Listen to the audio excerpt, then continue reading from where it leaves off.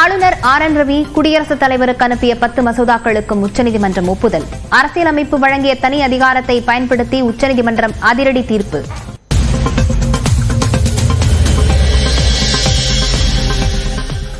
தமிழக சட்டமன்றம் நிறைவேற்றிய மசோதாக்கள் மீது ஆளுநர் முடிவெடுக்க காலக்கெடு நிர்ணயம். மசோதாக்களை பொறுத்து 1 மாதம் முதல் 3 மாதங்களுக்குள் முடிவெடுக்க உச்சநீதிமன்றம் அறிவுறுத்தல்.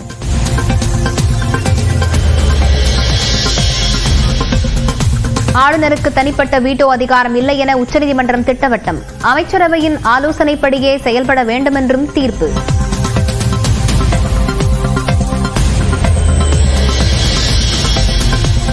ஆளுநர் RN ரவிக்கு உச்சநீதிமன்றம் கண்டனம். வீண் தடைகளை ஏற்படுத்தினால் மக்கள் நலன்களை பாதிக்கும் என கருத்து.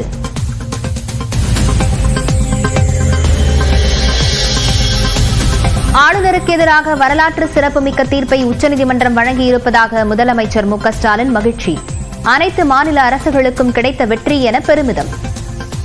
தமிழ்நாடு அரசு மாண்புமை உச்சநீதிமன்றத்தில் வழக்கு தொடுத்ததில் தமிழ்நாடு அரசின் வாதத்தில் இருந்த நியாயத்தை ஏற்று மாண்புமிகு ஆளுநர் அவர்கள் நிறுத்தி வைத்திருந்தது சட்டவிரோதமானது என்றும் அந்த சட்ட முன்வடிவுகளுக்கும் ஆளுநர் அவர்கள் ஒப்புதல் அளிக்கப்பட்டதாக கருதப்பட வேண்டும் என்றும் தெரிவித்து வரலாற்று சிறப்புமிக்க தீர்ப்பினை இன்றைக்கு மாண்புமை உச்சநீதிமன்றம் வழங்கியுள்ளது.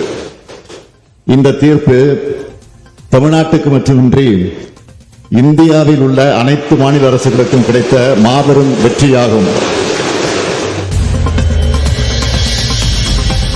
தமிழ்நாடு அரசின் பல்கலைக்கழகங்களுக்கு இனி ஆளுநர் வேந்தர் இல்லை. உச்சநீதிமன்ற தீர்ப்பு குறித்து திமுக MP வில்சன் விளக்கம். உச்சநீதிமன்ற தீர்ப்பின் பிரகாரம் டீம் டு ஹேவ் கிராண்டட் அசென்ட்னு சொன்னதுனால அது தமிழக அரசு அது ஒரு நோட்டிபிகேஷனாக உச்சநீதிமன்ற தீர்ப்பை நோட்டிபிகேஷனாக கொண்டு வந்தால் உடனடியாக அவர் அந்த பதவியிலிருந்து நீக்கப்படுவார். அதிமுக உறுப்பினர்களின் கவன ஈர்ப்பு தீர்மான உரையை நேரலை செய்வதில்லை என குற்றச்சாட்டு. சட்டப்பேரவையிலிருந்து அதிமுக உறுப்பினர்கள் வெளிநடப்பு. அனைத்து இந்திய அண்ணா திராவிட முன்னேற்ற கழக மாண்பு உறுப்பினர் அவர்கள் கவன ஈர்ப்பு கொண்டு வந்து பேசுகின்ற பொழுது நேரலையில் ஒளிபரப்பு செய்யப்படுவதில்லை.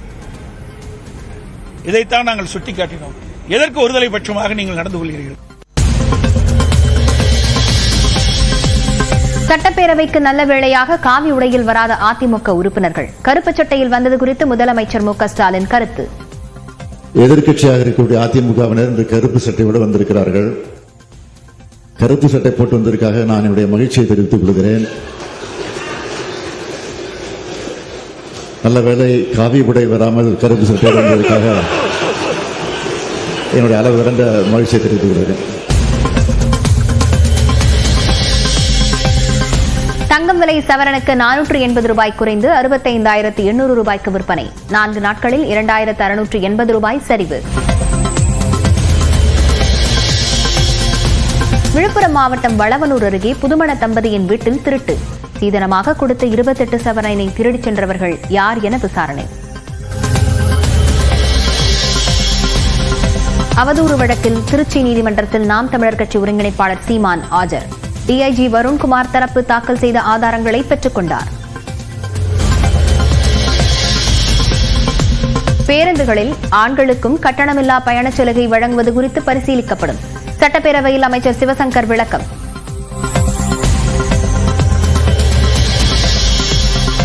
சிங்கப்பூரில் பள்ளி தீ விபத்தில் ஆந்திர துணை முதல்வர் பவன் கல்யாணின் 8 வயது மகன் காயம். மருத்துவமனையில் அனுமதிக்கப்பட்டு சிகிச்சை.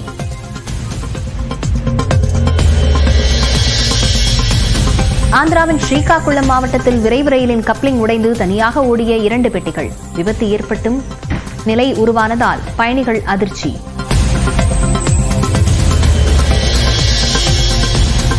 IPL தொடரின் இன்றைய லீக் போட்டியில் பஞ்சாபுடன் மோதுகிறது சென்னை சூப்பர் கிங்ஸ் அணி.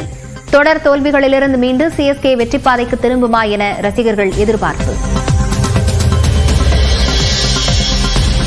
அமெரிக்காவின் கென்டக்கி, மினிசோடா, டென்னசி மாகாணங்களை புரட்டி போட்ட கனமழை.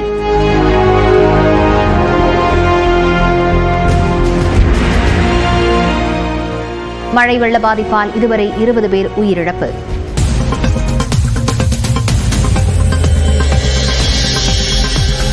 இந்திய பங்குச்சந்தைகள் நேற்று வீழ்ச்சியடைந்த நிலையில் இன்று முன்னேற்றம் 1000 புள்ளிகளுக்கும் மேல் உயர்ந்த சென்செக்ஸ்.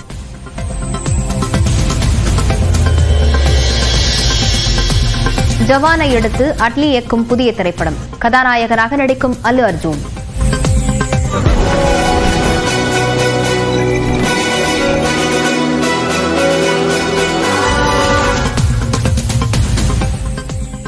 தமிழ்நாடு சட்டப்பேரவையில் இரண்டாவது முறையாக நிறைவேற்றப்பட்ட 10 மசோதாக்களை குடியரசுத் தலைவருக்கு ஆளுநர் ஆர் என் ரவி அனுப்பி வைத்தது சட்டவிரோதமானது என்று உச்சநீதிமன்றம் பரபரப்பு தீர்ப்பளித்துள்ளது.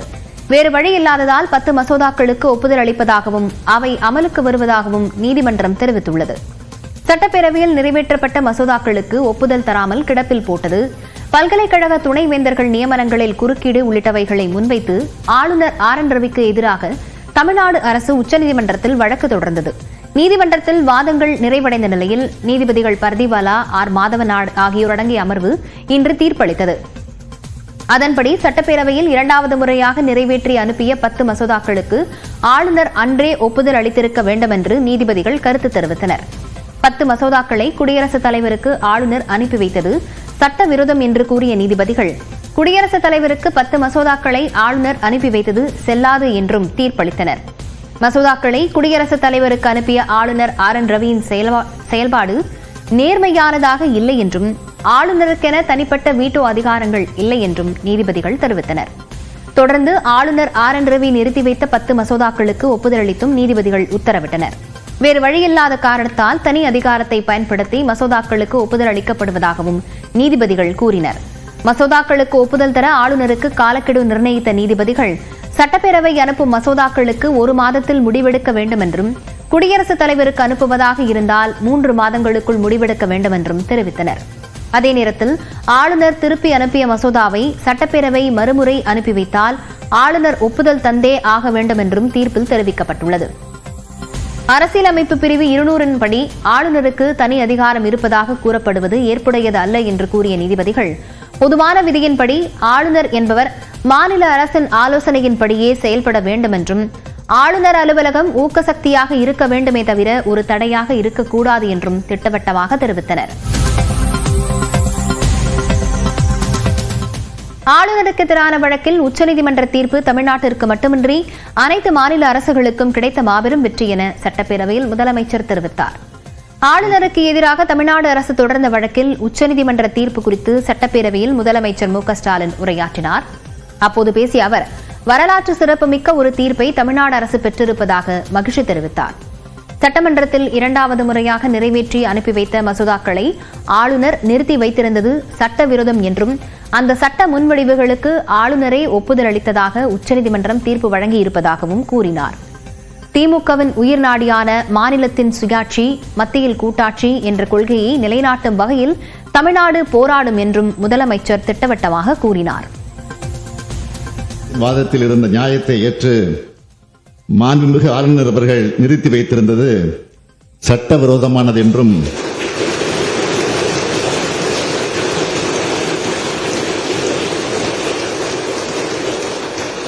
அந்த சட்ட முன்வடிவுகளுக்கும் ஆளுநர் அவர்கள் ஒப்புதல் அளிக்கப்பட்டதாக கருதப்பட வேண்டும் என்றும் தெரிவித்து வரலாற்று சிறப்புமிக்க தீர்ப்பினை இன்றைக்கு மாண்புமை உச்சநீதிமன்றம் வழங்கியுள்ளது. இந்த தீர்ப்பு தமிழ்நாட்டுக்கு மட்டுமின்றி இந்தியாவில் உள்ள அனைத்து மாநில அரசுகளுக்கும் கிடைத்த மாபெரும் வெற்றியாகும்.